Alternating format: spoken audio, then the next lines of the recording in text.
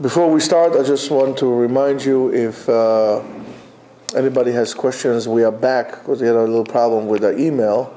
We are back on email, so you could ask us questions and send to us at rabbigaon@gmail.com.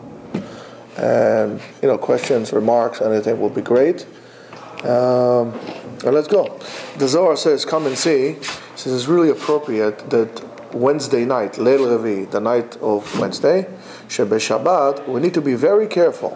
The reason is because it says Yehu Me'orot, there should be light or light sources. And it says, when it says Me'orot, Ma'or, in Hebrew you write Mem, Aleph, Vav, Resh, Me'orot. Here it says Me'orot Chaser Vav, without the Vav. Me'ora and Me'ura means a den, like fox den, snake den, and so on and so forth. And it says, they established that since the Levana, the moon, is lacking, we all know that not in terms of physics, but in terms of the illuminating spiritual light of the moon is missing. So therefore, that's the hint for that, is that the Vav is missing. And it says, Kama chavilot ba'alei dinim me'irim nichelu b'ba'arot ha'ele klalot u'ma'arot, and so on and so forth. Me'ara is also a curse. So because of the moon decreased, because of the sin that caused to the moon to decrease, and that is an analogy of the light that is lacking from the world. In other words, when you do sin, when you do an avera, you are reducing the light that comes from above, that shines and helps us make this world better.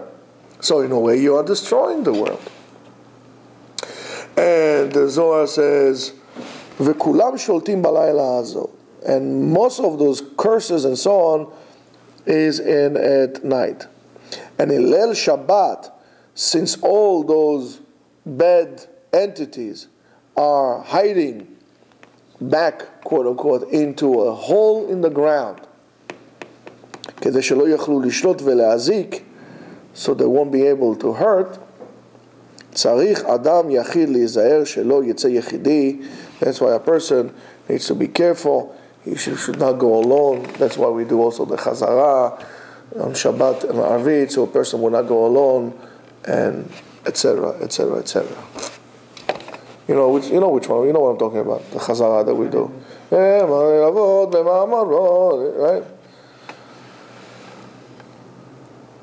That's what the Zohar says. Very interesting.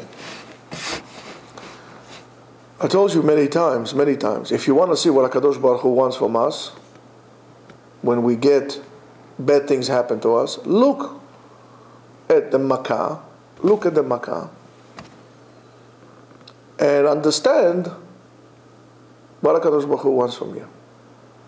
By the way, this shiur is dedicated for the Hatzlacha of Naomi bat Avraham and Sarah Tikva bat Avraham, and for the Refuah Shlema of Sarah Tikva bat Avraham, and everybody else that needs that.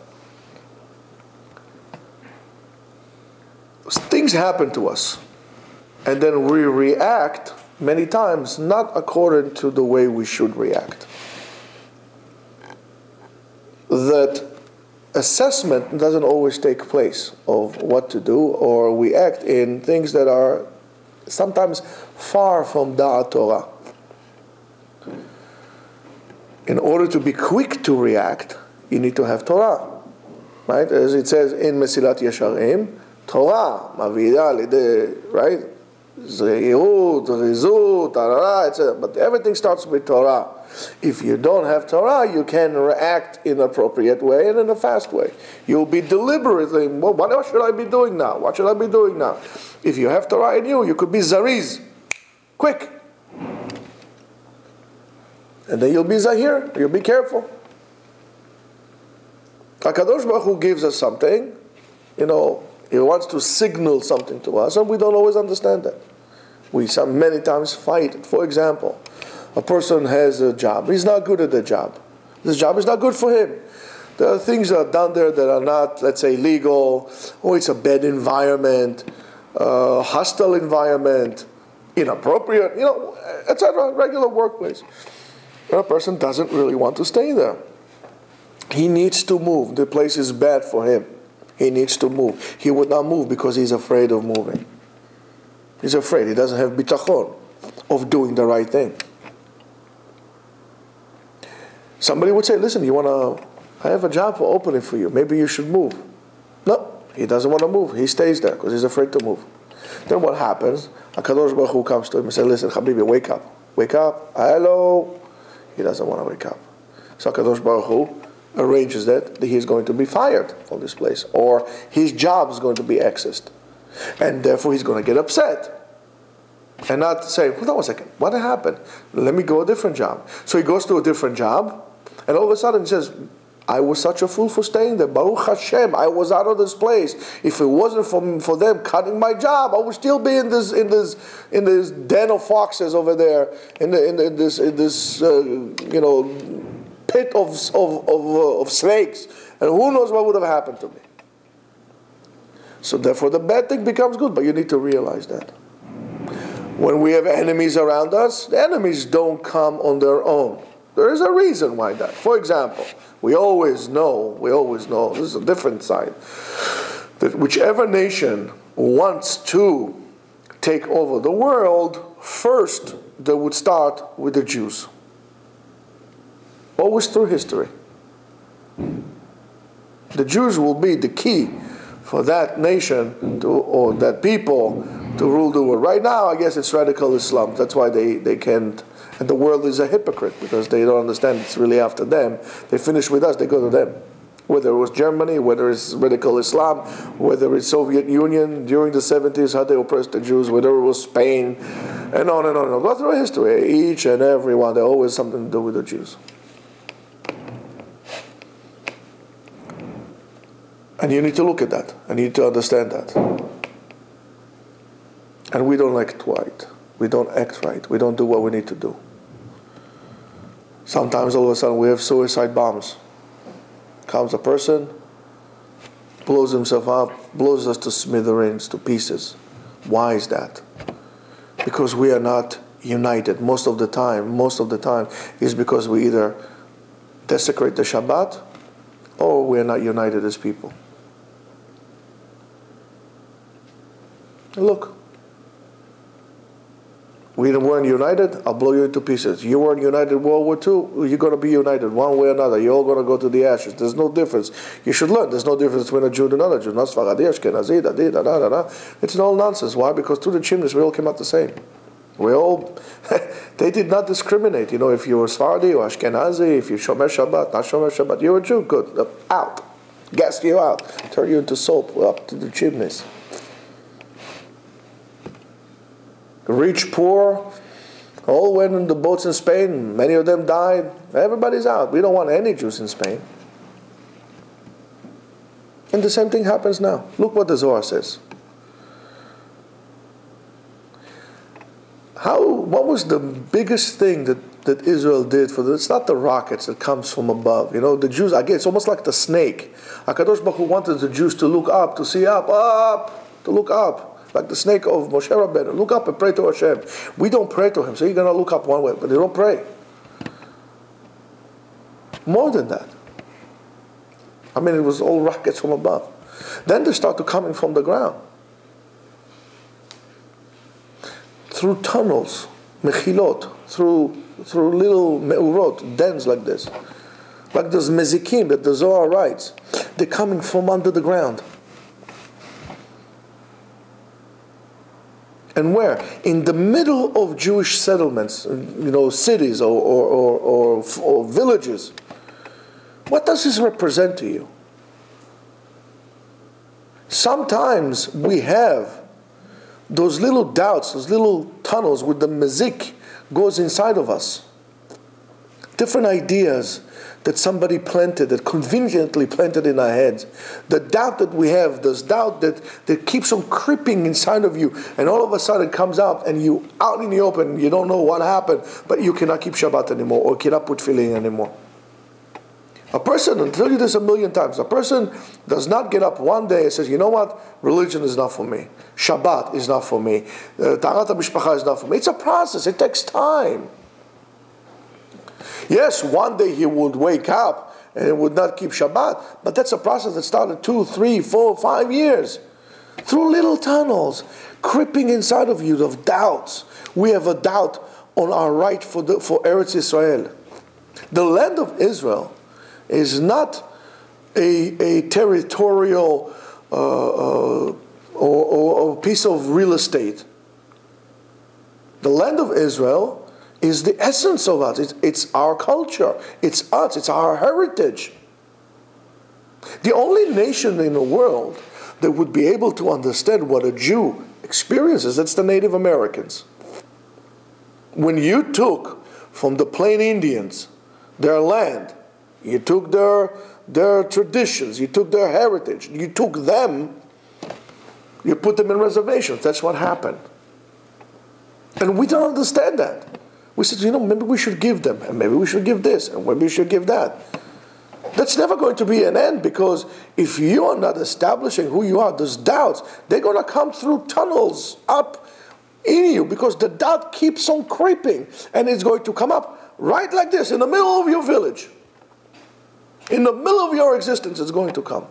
And we don't understand. This is just a metaphor that happens. We don't even try to make our case. We don't even try to deal with the fact that the whole Palestine thing is one big lie. It's all propaganda. We don't even try to deal with this. Smart people would. People who are truthful would. Heritage of the Jews goes over 3,000 years to this land. There were no Palestinians, there were no Arabs, there were no Muslims at the time. Weren't. Well, all of a sudden, you're going to tell me it's not mine? We don't understand. Because we don't understand our relationship with the mitzvot. And I told you this again, and I'll tell you, and I'll tell you, and I'll tell you until you understand that. There's no such thing as a positive mitzvah or a negative mitzvah. There's no such thing. There is no such thing. Mitzvah are not punished, a punishment. All mitzvot are positive. The mitzvot simply define to us a way of interaction. The mitzvot, the Torah, is the gift, is a gift to us. And we don't have this attitude. And that's why we reject it. Not understanding the magnitude and the capacity of the mitzvot causes us to reject it. It's almost going to be, what would you say to a person who would hate his own mother who gave birth to him in this world because he has to get up in the morning, he has to work, he has to be responsible, he has to do this, he has to do this. He said, you know, Mama, I hate you because you brought... What would you say to a person like this? So what's the matter with you? You're out of your mind. She gave you life. Torah gave us life. Torah gave us a chance to be different. And it is our attitude that is sabotaging us. And this attitude comes with little seeds, with little, mezikim, little scorpions and worms that crawl into our understanding from our heart and poison our neshama, until all of a sudden there is a crater of an influx of maggots like this that come into us. Just like they did. Just like the Hamas did. And all are emes for us. And in a situation, we need to examine, what does the Kadosh Baruch Hu want from us? You first of all need to acknowledge there is God. And then what does He want from me? Why is this happening? Let me hold on one second. That's the problem with most people.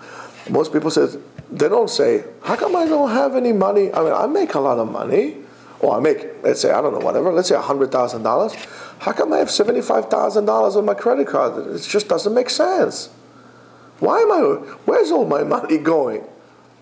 What they will do, they will blame the bank, they will blame the government, they will blame this. They don't blame themselves that they go and they're irresponsible, wasting the money that they work. They don't seem to do very basic math. And then this is how you become irresponsible. You did not respond to the situation we said yesterday appropriately, and therefore you become irresponsible. In other words, irresponsible, non-responsive. You did not respond appropriately. As I told you last night, being responsible means, in my eyes, to be responsible, right, means to respond appropriately to a situation. And that's what we need to remember.